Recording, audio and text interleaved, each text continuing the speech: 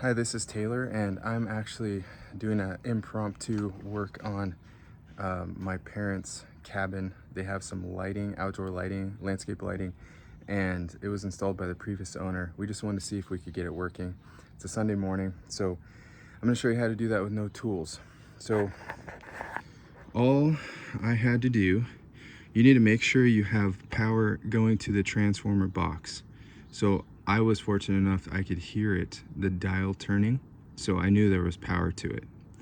If you hear that, then that's a good sign. So I still needed to test it and make sure actually power was coming out of it. So I just so happened to have an extra light fixture that I knew worked in my truck. You can do this too with just a low voltage light bulb. And let me show you what you have to do.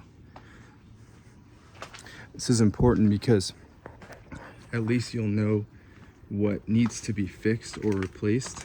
So with no multimeter or no way to test the voltage, you touch these two terminals with a light bulb right there. And if the light comes on, you're good. It's putting out power. If it's not, try turning this little knob right here, just like that, and turn it one click, and then try it again.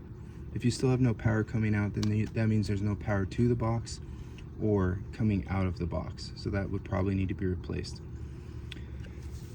I just so happened that the fixture turned on when I tested it. So then I thought, okay, well, there's a problem further down the line. So I came to the first connection, and you just want to follow the wire. In my case, it just happened to be above the ground. I came to the first light, and I cut this back with a knife, stripped the insulation off, and basically redid this first wire splice at the light. So as you can see, the light came on. I was just fortunate enough to, everything still works. So that's what you can do. You can also take one of the light bulbs and touch it to the two splices here and see if it works and if it comes on. So that just helps you have an idea of what's happening and maybe what is needed.